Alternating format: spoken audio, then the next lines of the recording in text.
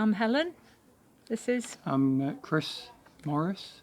And we've been asked by Andy and Colin to do a quick talk for you about our connections with the folk dance world, Morris dancing and sword dancing. Yeah, for me it was dancing with Sullivan's Sword mainly, a Nottingham-based team who danced Yorkshire longsword.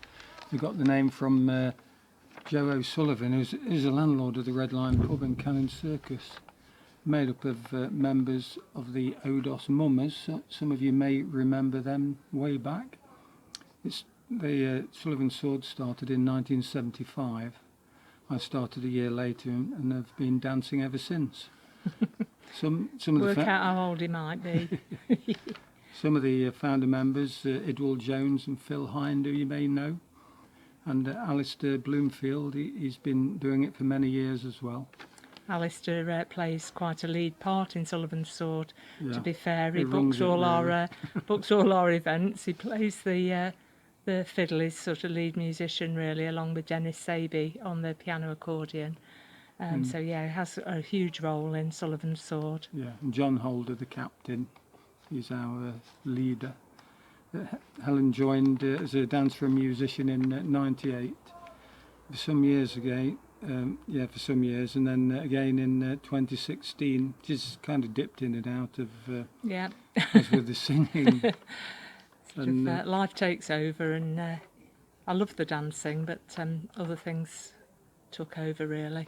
Yeah, the origins of sword dance aren't really known, but I think they're maybe Viking. The metal swords were weaved together to form a lock and lifted into the air to encourage the sun to rise, iron being a magical substance in those days. There's a quick clip coming up showing us dancing in Germany. We go to Sindelfingen every other year with the Lord Conyers in alternate years. Lord Conyers Morris men, that is, who predominantly Cotswold Morris side, but they also dip into sword dancing and and we won the Sword Dance Union kind of what we like to call the World Cup in 2018, so we can't be too bad. And if you do fancy having a go, we practice at the Poppy and Pint in Lady Bay every Tuesday. We'll let you know the details if you get in touch with us. Andy will put a link to our website on the email. A little bit more about the origins of sword dancing and Morris dancing. Myself, I danced with Lean Valley Morris, which were a mixed Cotswold Morris side. But as most of you probably know, there are a whole number of different traditions from the Morris dance world, and there are records dating back to the 15th century regarding all the dances really, including longsword dancing. And of course there's the other kind of sword dancing that you're probably aware of is the rapper sword dancing, which sort of comes from, its origins are in Northumberland area, much faster, danced with short flexible swords. Longsword dancing is danced with steel or used to be iron swords. They're probably about 1 metre in length with a wooden handle, and there's also known in some areas as Hilton Point. Hilton Point dancing. Thanks, Chris. But each dance is linked with its own village very often. So the traditions have developed depending on the part of the world that they come from. So Cotswold dancing, for example, that I used to do, we tended to dance to what's called the Bampton tradition. Some people refer to it as hanky dancing. Very energetic form of dance, but really enjoyable to do and really enjoyable to watch.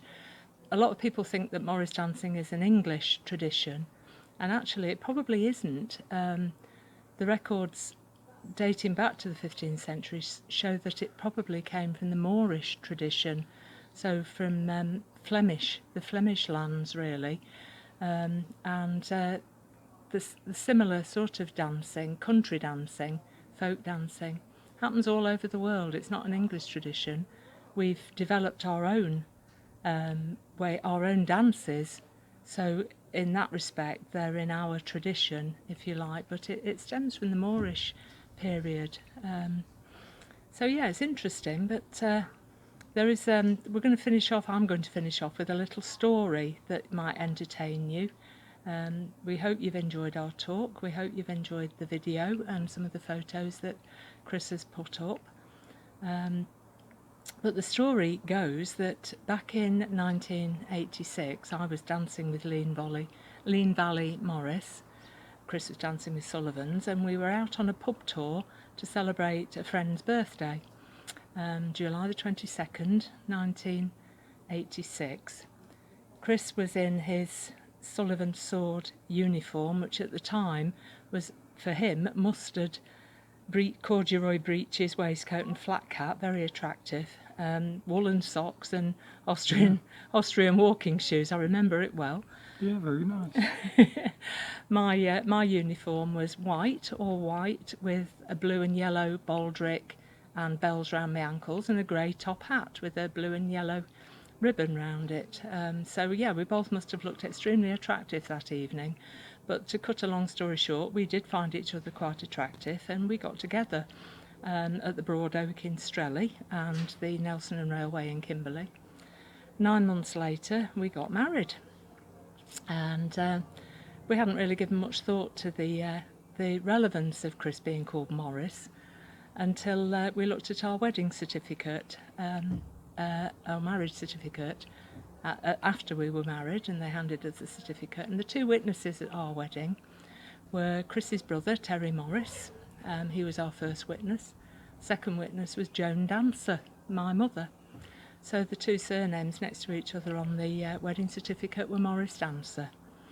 So we felt that was a good omen, and it was a marriage that was meant to be, and I think I'd go along with that, would you? Yes, definitely. Yeah. 34 years we've been together now. So we hope you enjoyed our talk. On to the next musician. Bye.